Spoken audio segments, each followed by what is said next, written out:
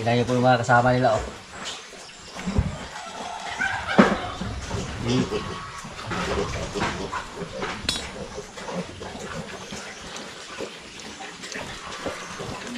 Dako kayo mga kaprobinsya, oh ka! Baboy doon! Mukhang ito siguro yung mapunta sa may-ari ng barako. Tanod ka ayo, oh.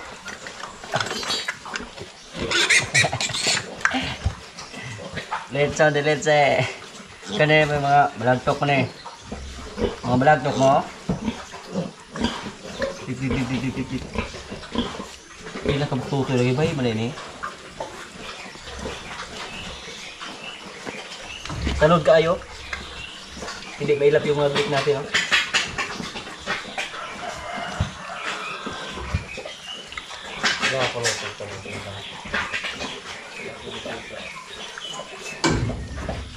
Nakakaliw yung katawan sa ating biik.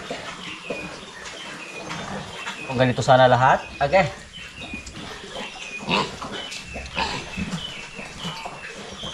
Lumabas sila. Kulang pa?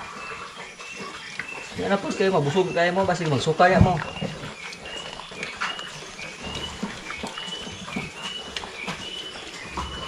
Halika sulot. Get inside.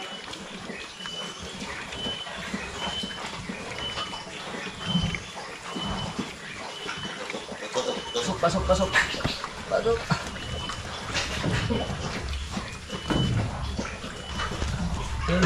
Ayo, kumayan yung manghot.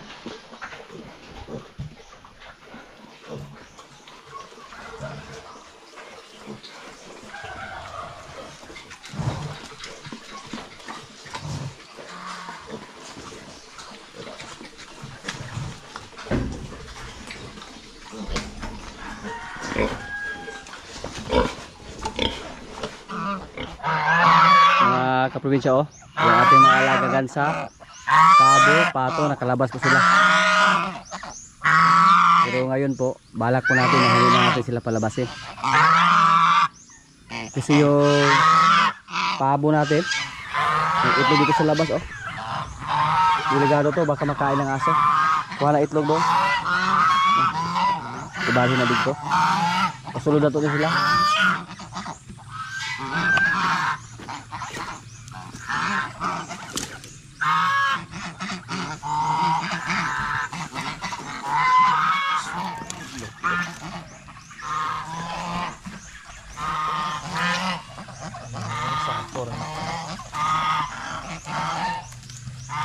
Pura sakura.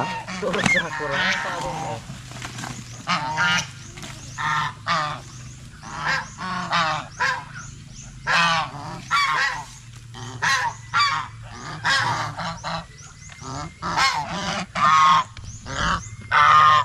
Sa mga nakarang video po natin, may bumili po dito sa atin ng gansa. Pero nagtaka po tayo mga kaprobinsya kung bakit kumunti yung mga alaga nating pato. Dati po napakarami nila. Tapos nung nagpasel kami ni Brod ng Kalabaw doon, may nakita kami ng mga balahibo ng pabo at saka pato. So kinain ng aso yung ating mga alaga dito. Muntik nang maubos yung ating mga pato. Siguro araw-araw po ito nabawasan.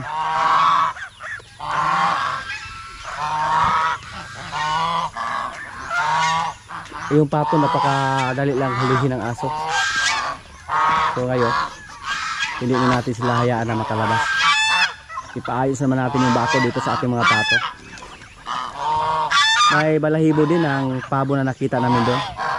Tapos doon sa kabilang area, may nakita din si Brod ng balahibo ng pato. So ibig sabihin, palaging kinain ng aso yung ating mga alaga dito. Yung aso na yan mga kaprobinsya, hindi po yan sa amin. Pumunta lang dito para magkikain ng ating mga alaga. Tingnan nyo po. Dati po napakarami sa ating mga pato. Pero ngayon, mabilang na lang natin sa ating mga kamay. Yan. Daghan magani pato sa oras lusa?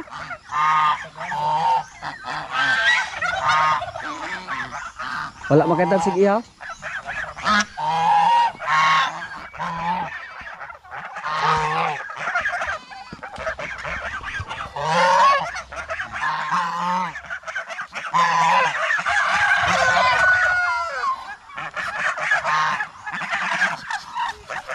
Yung mga pato natin sa ngayon mga kaprobinsya, nasa mga 20 heads plus yung natira. Pero dati po sa una natin mga video, napakarami po sa ating mga pato dito. Mas marami pa yan sa pabo. Pero ngayon, mas marami yung pabo compare sa ating mga pato. Dahil po palagi inatagi ng aso yung ating mga pato dito. At yung aso na yan, napakailap. Pag makakita ng tao, tumakbo agad, parang kami lang yung binantayan. Hindi nga kami makalapit sa aso na pumunta dito sa atin. Lumapit sa ating bako dito pag walang tao. Samantalahin niya pag tuwing tanghali, kasi namahinga yung mga kasama natin tuwing tanghali. Pag sa tingin niya na walang tao, lumapit agad dito yung aso. Tapos pag mapansin namin na may aso na paparating dito, pagpuntahan ng ating mga kasama, yung aso tumakbo agad. So wala kami nagawa. Ang gagawin natin dito, ayusin lang natin yung ating bakod na hindi makalabas yung mga alaga natin. Tapos hindi mapasok ng pato. Noong una, sabi ng ating kasama dito na kaunti lang yung mga pato dito kasi andun sa likuran yung iba. Pero nung puntahan natin, wala namang mga pato doon. Akala niya andun nagtambay yung mga pato natin. Pero kaunti lang yung andito. Yung aso na yan mga kaprobinsya, hindi lang yung alaga namin ang inatake sa aso na yan. Parang purisyo na siya sa mga kapitbahay namin dito. Yung bumilo sa ating gansa sa mga nakarang araw, yun din ang sabi niya.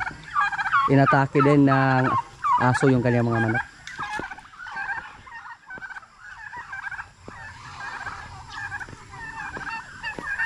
So ang gagawin natin dito mga kaprobinsya, ipaayos natin yung ating mga bako dito.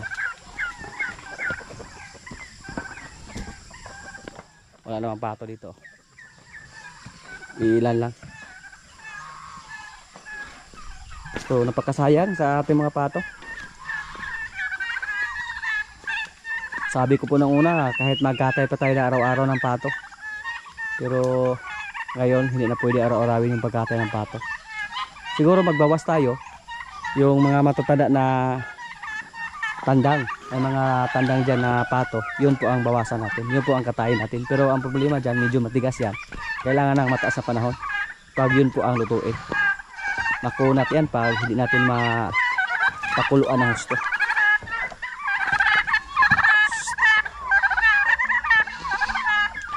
Yung bako ng ating kambing, naayos na po natin, hindi na sila makalabas.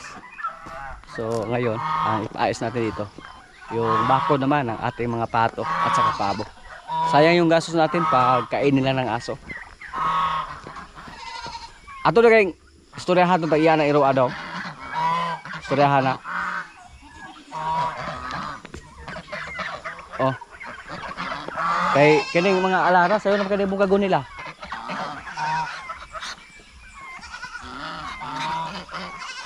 So, pakiusapan natin yung may-ari ng aso na talian yung kanilang aso para hindi maka-ratio sa ating mga alaga dito.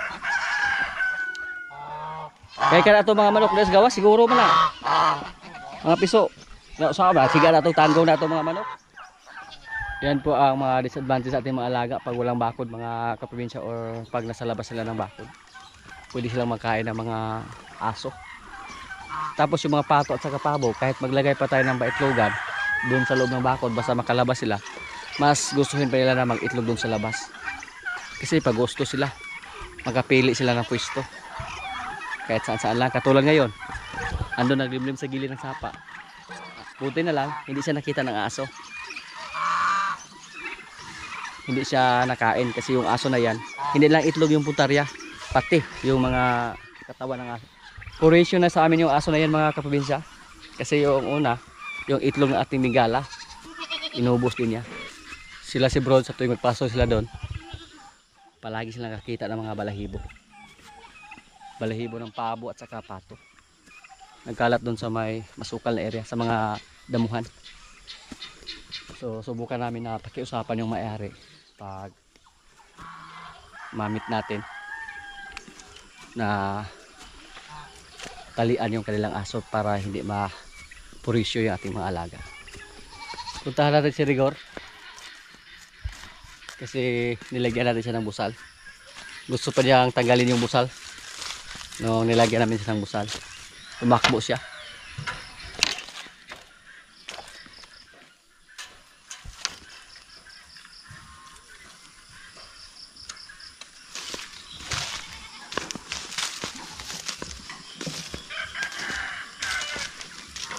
Yan, si Rigor oh.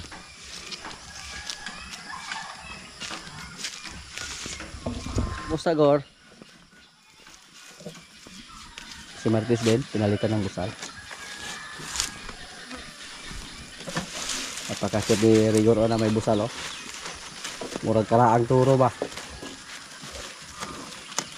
Pero yung isang baka dito mga kaprobinsya, hindi magpalapit, hindi magpahimas. Bo.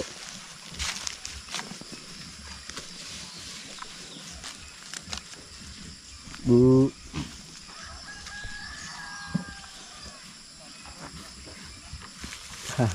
Idlah gini siya kayo.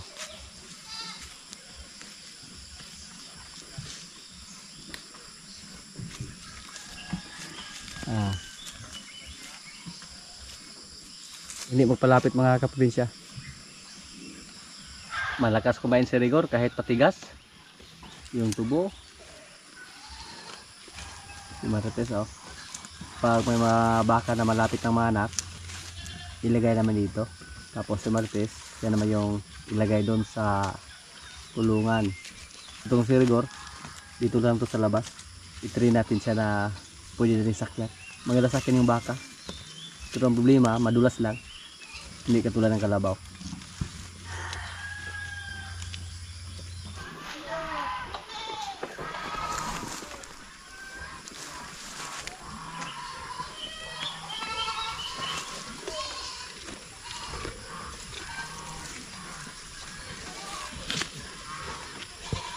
Purgahin natin ito ulit mga kaprobinsya. Si Rigor. Pati yung isa nating baka. Kailangan niyang mapurga habang mga maliliit pa.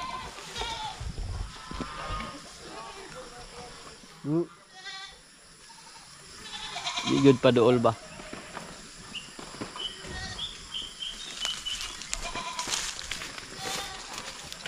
Buti pa si Marites ah. Kusa pa siya lumapit sa atin.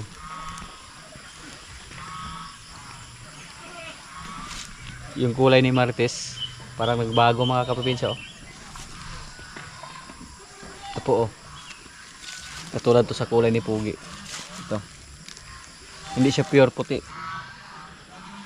Mix po yung kulay ni Marites dahil yung tatay niya kakulay ni Junior Pogi. Yung si Junior Pogi, sigurado po tayo na magbago din yung kulay niya.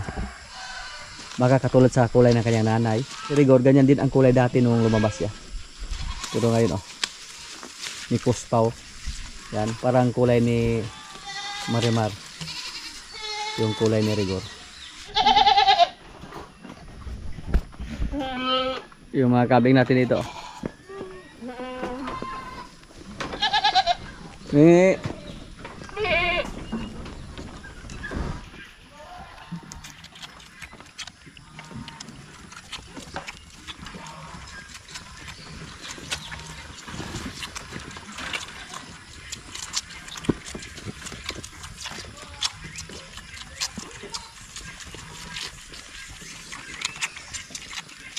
Ito yung mga anak nila yan.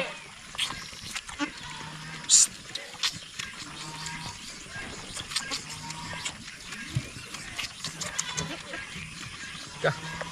Ang lakas sila nung hindi mga kaprobinsya.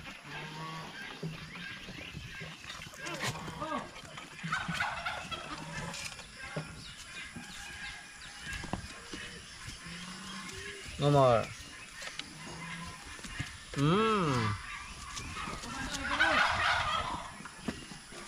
Yan po mga kalahi ni George, ng mga kambing. Puro mga red. Sus.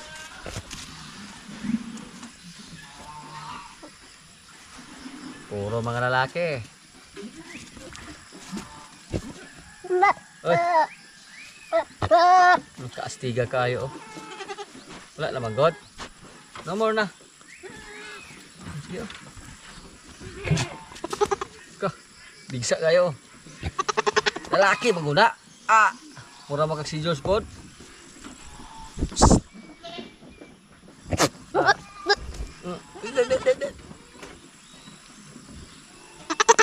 Ito po yung triplet siguro. Puro red. Yung mga maliit nating kambing na anak ni George. Si Dayan hindi pa yan nakastahan. Pero yung mga kasabayan niya ng anak, nasampahan na. Nakastahan na ni George. Sila si Bala.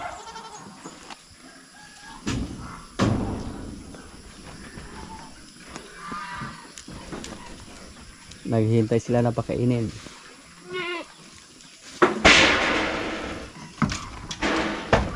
Sa ngayon, kupramil lang yung binigay natin sa Kayla.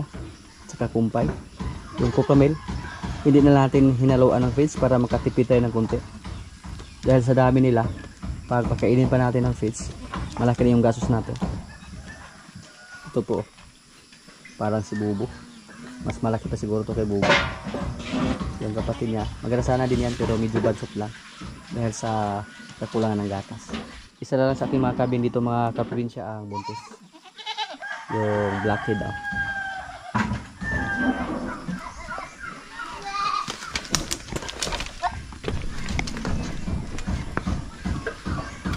Kung hinalo lang natin lahat ito, yung mga kabing natin, pati yung mga lalaki, napakarami nilang tingnan. Pero nilagay po natin yun sa kabilang bakod, dun sa bakod ng ating mga alagang rabbit dati. Para hindi masayang yung bakod at saka kubo ng ating mga rabbit, nilagyan natin ng kambing. Ano? Gatas po mo ha? Anggal ka. Pwede na. Hindi pwede. Walay laman. Walay sulod.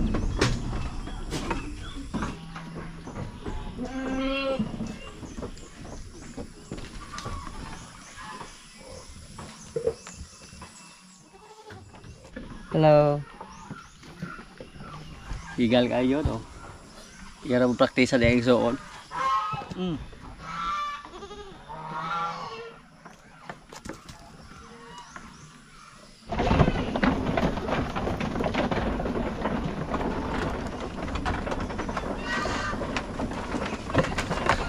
Alaman nila nakainan na Bakit agad sila sa kubo?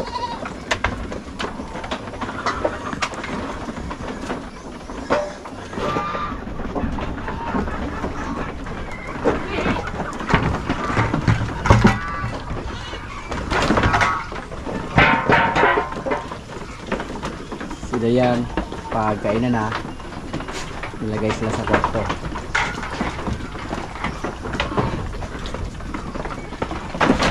Uy!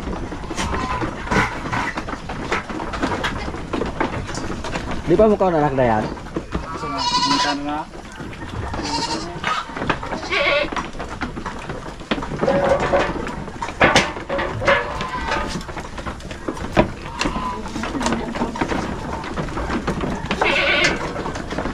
Anjing dia tuh.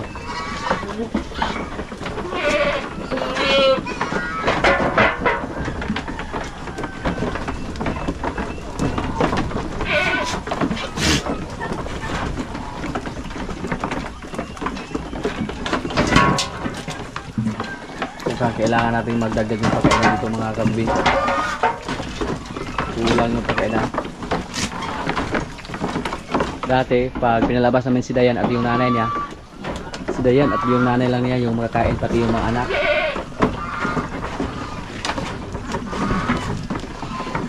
So ayaw nila magpasama sa pagkain. Ayaw nila na may kasamang ibang lahi, yung hindi nila pariente, hindi nila kamag-anak.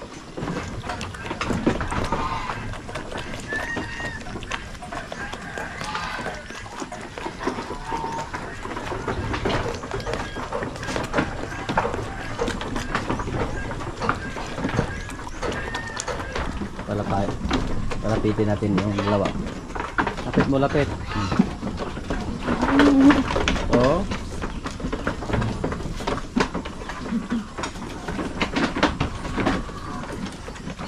Napagagana sana pag puro mga maliit yung kumain, isang palanggana. Oh. Ano nga siya?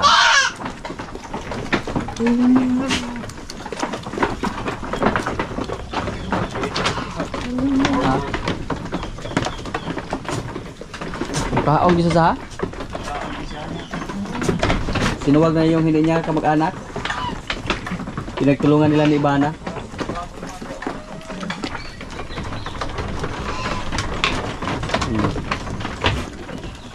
Si Ibana naman yung pinakamatanda dito. Basta nasa loob yung isa, nasa loob ng kwarto. Si Ibana mga kaprobinsya, galing na yan sa area 1. Kumbaga antik na yan, karaan na. Ubos na. Bili ulit tayo ng palanggana. Dagdag pagkainan sa wala na. Anong sila nagkumpulan, no? Ang dami sa ating kambing tingnan.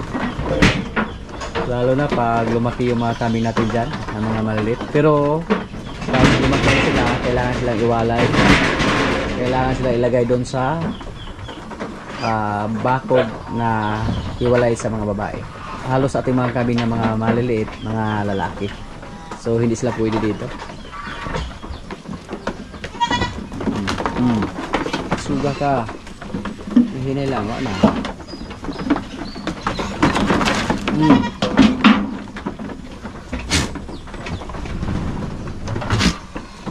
Yan na. Busog na kayo? Yes, yung isa oh. Umakyat pa. Pak.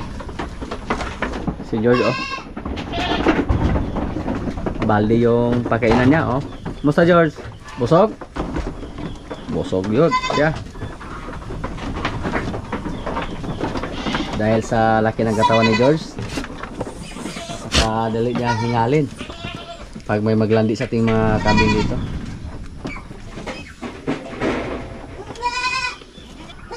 Si Rigor at Marites oh, hindi pa sila tapos sa pagkain.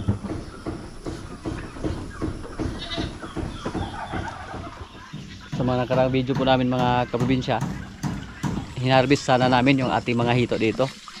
Inakala ko po na kakaunti na lang yung natira sa ating mga hito. Pero nang natanggal yung tubig sa ating pan, medyo marami pala. More than 20 heads pa yung mga hito natin dito na natira. Tapos kung harvestin namin lahat, hindi namin maubos. Wala kaming ref dito. So ang ginawa namin, binalik lang namin yung ibang hito na nakuha namin. Tapos nagkatay lang kami ng 6. At yung 6 heads na hito, umabot po sa 10 kilos. Mga malalaki na po yung hito namin.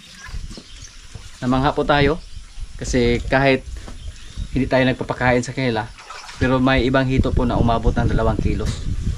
Ganun po kalaki yung mga hito natin. Kaya ito lang pagkain yan. Yun po ang update sa ating mga hito dyan.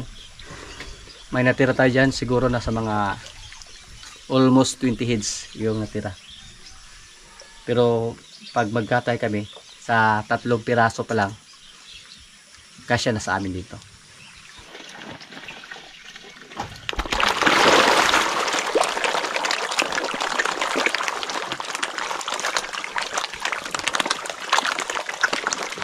Sa mga nakarang araw po, may namatay sa ating koy dito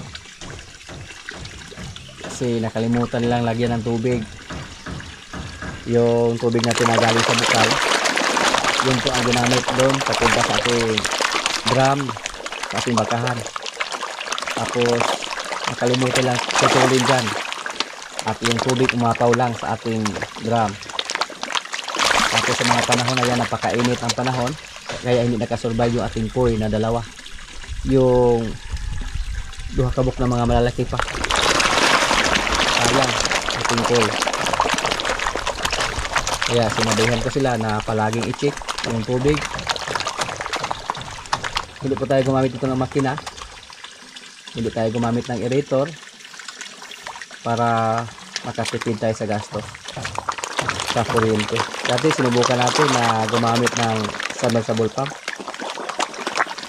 Malaki yung gastos natin sa kuryente kasi 24 oras nag-andar. Pero flowing naman yung tubig natin, so okay lang kahit wala tayong submersible pump. Ang problema lang, pag makalimutan nilang tanggalin yung tubig dyan, yan, na galing sa bukal. Kasi minsan, ginamit nila yon papunta sa drum ng ating mga alagang baka. Tapos makalimutan nilang ibalik.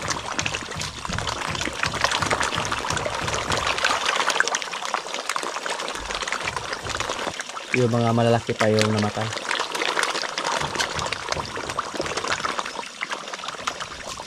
Dalawa sa kanila.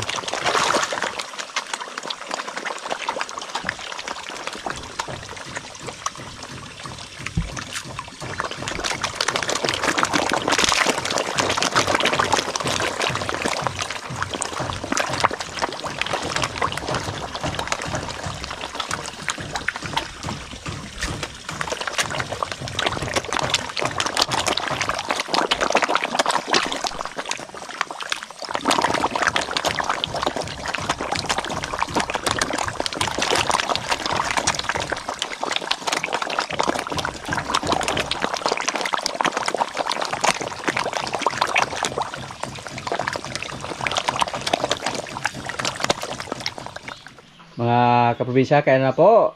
Ito yung ulam namin, oh. Gulay na may gata. At may paksiw pa na hito. Yan, may kanin. Lord, maraming salamat sa pagkain. So, kain na.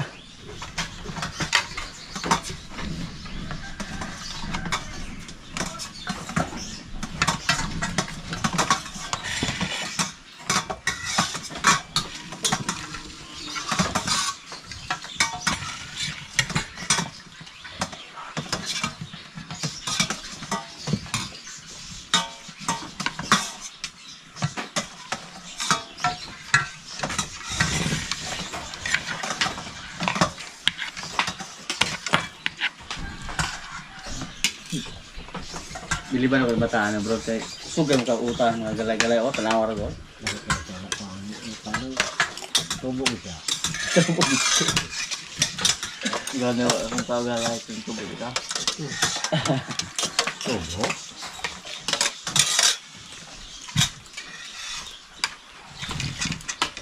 Kaya, os ka banira.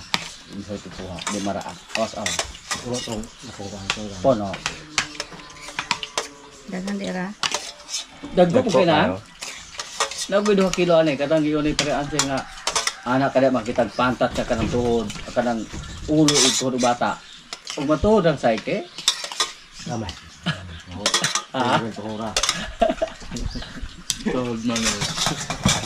Dagko bigay daw ulo to bibi ago. Pamalibad mo. Masugantag. Solo-solo. Kaya ayaw sa buo. Ano ang gawin mo sa bako? Maging tagsa siya gapon. Tagsa siya. Hindi pa hawayan. Nakadiyan po kayo. Saan na ito yun? Pagkakagong ko sa Ang pisto sa ang pusta sa kasulduhan.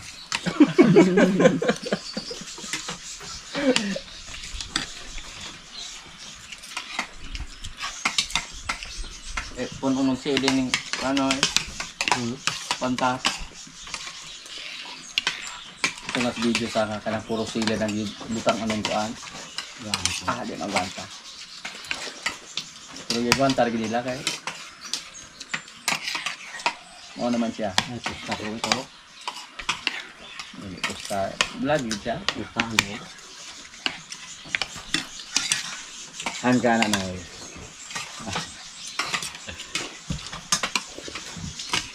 Makadulog pa rin nato. Sorry ka na.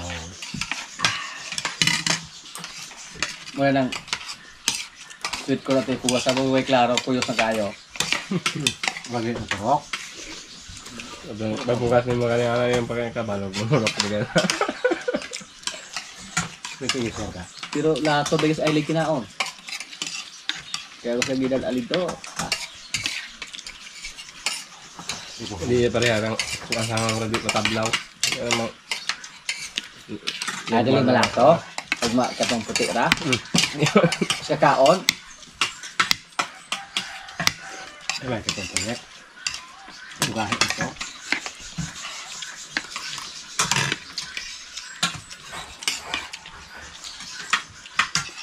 Papahinom lang ka to. Lambot mo? Papahinom to kay. Yeah. Isa kayo itong nahinog. Bubuhan. Yan, ang sumote. Hinog to. Ano sumote?